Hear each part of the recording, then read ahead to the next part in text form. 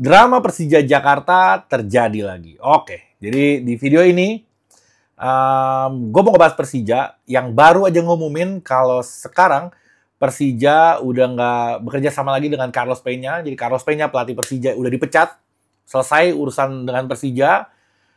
Ada beberapa hal yang menarik menurut gue di pemecatan ini. Terus ada beberapa hal juga yang gue juga agak sedikit bingung kenapa ini terjadi gitu. Dan bagi gue nggak cuman mengkambing hitamkan satu ada dua pihak terus disangka permasalahan itu selesai. Jadi gue mau mulai sebenarnya gini. Carlos Peña ini gue sering kali sebenarnya gue melakukan pembelaan kepada dia. Sebenarnya bukan pembelaan karena pada saat itu performa dia itu bagus gitu. Jadi gue bilang kayak gini. Minimal kalau kita mau nilai suatu pelatih, kinerjanya itu minimal kita harus ngelihat paling enggak sampai paruh musim, sampai setengah musim. Itu minimal. Kalau misalkan dia jelek sampai paruh musim, oke kalau misalkan manajemen memikirkan untuk mengganti gitu. Tapi kalau dia bagus, ya kita harus hormatin kontrak yang udah dijalanin sama manajemen. Nah, kemarin Carlos Peña ini itu performanya di paruh musim bagus gitu. Dia cukup cukup bagus banget. Bahkan gue bikin beberapa postingan dan gue vote dari anak-anak Jackmania, gue bilang gimana menurut kalian? Ya oke juga performa dari si Carlos Peña sampai paruh musim. Nah gue lihat, ini adalah tes keduanya gue bilang. Gimana performa dia stabil atau enggak sampai akhir musim. Dan ini bakal jadi bahan pertimbangan buat nanti musim depan dia diperpanjang apa enggak. Kan kontrak dia kan 1 tahun, 1 musim berarti. Harusnya akhir musim ini kontrak dia habis, sepengetahuan gue. Yaitu dia saatnya diperpanjang atau enggak, sebenarnya kayak gitu. Nah, tuntutan dari fans begitu kenceng kemarin setelah kalah lawan Semen Padang, itu mungkin yang bikin manajemen ngambil langkah cepat gitu, dipecat si Carlos Peña sekarang juga. Padahal maksudnya bukan begitu. Maksudnya, kalau yang gue maksud tuh, lo nanti musim depan jangan pakai dia lagi gitu. Kayak gue berubah pendapat gue, bukan karena gue labil, tapi karena gue ngelihat yang statistik yang ada gitu. Kalau misalkan dia lagi bagus, masa iya gue bilang jelek. Tapi kalau dia lagi jelek, masa iya gue bilang bagus. Jadi berubah pendapat itu hal-hal yang wajar aja. Kalian juga sama kayak gitu. Jadi paruh musim pertama si Carlos Peña bagus, kita puji setinggi langit.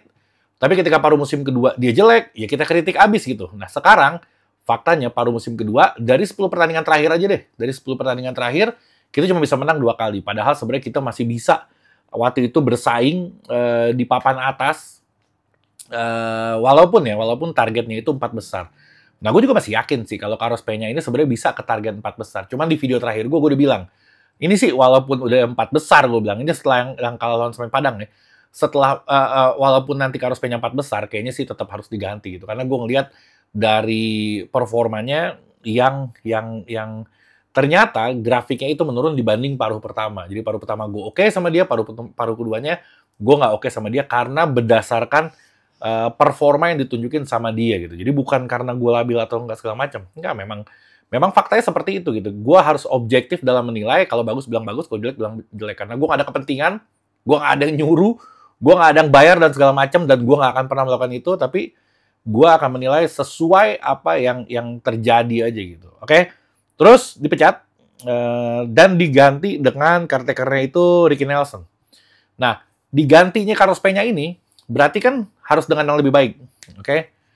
Nih kayaknya ada sisa 4 pertandingan lagi nih, Carlos Peña jelek nih, kita ganti supaya lebih bagus kan. Nah, apakah si Ricky Nelson ini, Ricky Nelson ini, respect gue sama dia, akan lebih bagus dari Carlos Peña? Bukan pribadinya, bukan skillnya, tapi nantinya gitu. Apakah akan lebih bagus dari Carlos Peña? Gue nggak tahu. Bisa nggak? Bisa juga iya. Cuman pertimbangan dari manajemen mungkin menurut manajemen kalau ini akan lebih bagus. Kita sih support. Lo mau ganti apapun kayak gimana, apapun keputusannya, ya namanya supporter ya kita tetap akan support gitu. Cuman pertanyaannya, yang pertama, dipecatnya Carlos Peña ini sebelum kontraknya habis, apakah itu nggak ada perjanjian kompensasi? Gue takutnya memang di kontraknya itu nggak ada perjanjian klausul kalau misalkan pecat dapat ganti rugi atau segala macam gitu. Gue takutnya memang nggak ada gitu. Alhamdulillah kalau nggak ada. Cuman kalau ada sayang aja gitu. Kenapa kita harus ngeluarin duit ekstra mencat pelatih yang mana tinggal dikit lagi gitu sampai akhir musim. Nothing tulus juga, kita nggak akan degradasi juga. Terus kita harus ngeluarin duit. Tadinya gue pikir kayak gitu. Cuman gue rasa ya, Persija juga nggak mungkin sebodoh itu. Pasti dia juga ada pertimbangan lain. Mungkin di kontraknya juga nggak ada perjanjian kalau lu gue pecat sebelum waktunya, gue harus bayar denda. Mungkin itu nggak ada gitu. Nah, Ricky Nelson ini gue berharap banget sama dia kalau misalkan di sisa pertandingan ini, sisa musim ini dia bisa paling nggak ngangkat performa dibanding Carlos Peña. Bagus apa enggaknya, gue nggak berani ngomong karena gue nggak tahu jejaknya, gue nggak tahu apakah lebih bagus atau enggak. Kalau misalkan gue bilang lebih bagus, ternyata enggak, ntar gue disalahin lagi gitu. Kalau misalkan gue bilang enggak, ternyata bagus, ya sama aja. Gue sering banget disalahin. Padahal nggak ada urusan, nggak ada ngaruhnya ketika gue ngomong A dan B gitu sebenarnya. Cuman gue berusaha menganalisa aja, ngasih pandangan-pandangan ke kalian supaya nanti ada pemikiran lain gitu. Nah, mudah-mudahan si Bro Ricky Nelson ini performanya akan lebih bagus daripada Carlos Peña, mudah-mudahan. Nah, ini yang lebih menarik lagi. Jadi gue ngelihat kalau performa lagi jelek, nggak melulu yang salah pelatih. Bisa jadi bukan pelatih yang salah, bisa jadi pemain. Bisa jadi bukan pemain yang salah, bisa jadi manajemennya. Kalau menurut manajemen pelatih yang salah, berarti manajemen waktu itu salah juga memilih si pelatih ini. Jadi yang harus disalahkan bukan semua kesalahan ini kita buang ke si pelatih semata gitu. Kesian banget dia juga nggak pengen performa kayak gini gitu. Pasti ada penyebab di balik itu yang membuat performa Persija Jakarta seperti ini gitu. Dan itu bisa mempengaruhi pelatih, bisa mempengaruhi staff, bisa mempengaruhi pemain juga. Gue nggak tahu apa permasalahannya, tapi kemungkinan besar ada gitu. Jadi yang salah itu nggak cuma satu orang, tapi yang salah itu banyak pihak, termasuk manajemennya. Manajemen waktu itu pernah pas perkenalan Carlos Peña waktu itu, gue nonton press conference-nya, di-upload juga di YouTube-nya Persija, sambil memuji Carlos Peña, sambil ngejelekin si Thomas Doll waktu itu. Gue agak kecewa di situ, karena bagi gue Thomas Doll bagus banget. Dia performanya juga oke, bahkan kita hampir juara juga sama dia. Kalau dia dikasih kesempatan 1 musim lagi, kan dia kan kontraknya 3 tahun ya.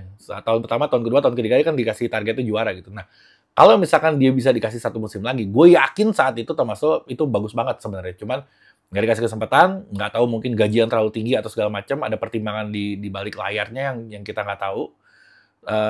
Tapi yang pasti itu baik untuk si klub itu sendiri pastinya pertimbangan itu. Tapi maksud gue kalau lo udah dapetin pelatih baru, jangan lo hina pelatih yang lama gitu. Gue ngelihat salah satu manajemen, lo tonton aja YouTube ya, itu seakan-akan menjelek-jelekan si Thomas Doll untuk memuji si Carlos Peña. Karena waktu itu kita nggak yakin dengan Carlos Peña. Bayangin, anak-anak Jackmania nggak yakin dengan Carlos Peña sebelum dia masuk ke Persija. Sekarang nggak yakinnya itu terbukti dengan kalian akhirnya mencat dia juga ujung-ujungnya gitu. Nah, maksud gue oke, kalau misalkan dia diganti, nggak perlu dijelekin lagi. Mereka juga punya jasanya, dia juga punya jasanya. Nggak perlu manajemen ngotorin mulut untuk ngejelekin si Thomas Doll hanya untuk memutarbalikkan memuji si Carlos Peña. Yang akhirnya sekarang lu malu juga sendiri. Yang lu tadinya puji-puji,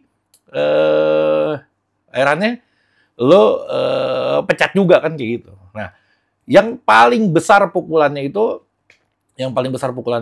ya ketika kita kemarin aja kalau lawan Semen Padang. Karena nggak masuk di akal. Gue ngelihat, bahkan gue bilang di video gue, kok kesannya kenapa pemain ini nggak kepengen menang gitu. Gue nggak ngomong semua pemain ya. Gue ngelihat beberapa pemain yang benar-benar militan gitu untuk memenangkan pertandingan. Gue ngelihat kayak ada kayak Gustavo benar-benar ngotot pengen menang, Rizky Ridho juga ngotot banget ngejagain pertahanan.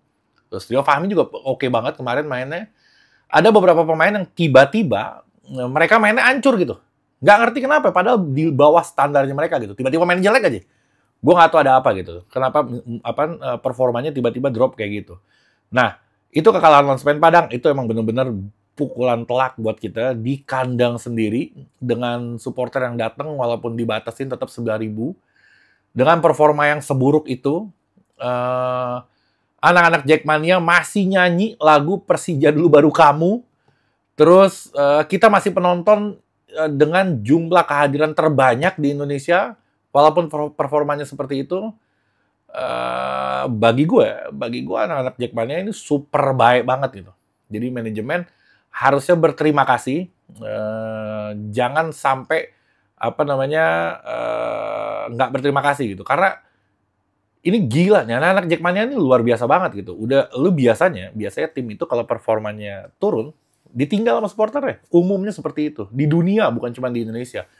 Tapi hanya Persija, performanya jelek, hancur-hancuran, tapi supporter jumlah kehadiran terbanyak di Indonesia. Bahkan rekor 1-2-nya tuh masih kita juga gitu. Ini super dahsyat sih. Gue respect banget, gue salut banget sama anak Jackmania. Mudah-mudahan manajemen ngedenger ini terus sadar gitu, walaupun mereka tahu, mungkin mereka nggak sadar, bahwa kita tuh mendukung nggak main-main gitu. Bener-bener nggak main-main, bukan cuma dengan nyanyi, dengan pembuktian kehadiran kita di sana gitu. Jadi, ya itulah, apa namanya, pesan gue buat manajemen. Bener kata anak-anak Jackmania, Persija dulu baru kamu tuh ya memang dibuktikan sama mereka gitu. Jadi sekali lagi salut buat kalian anak-anak Jackmania. Oke, cukup sekian. Nanti kalau ada info lagi yang baru, gua akan update lagi. Sekian. Assalamualaikum warahmatullahi wabarakatuh.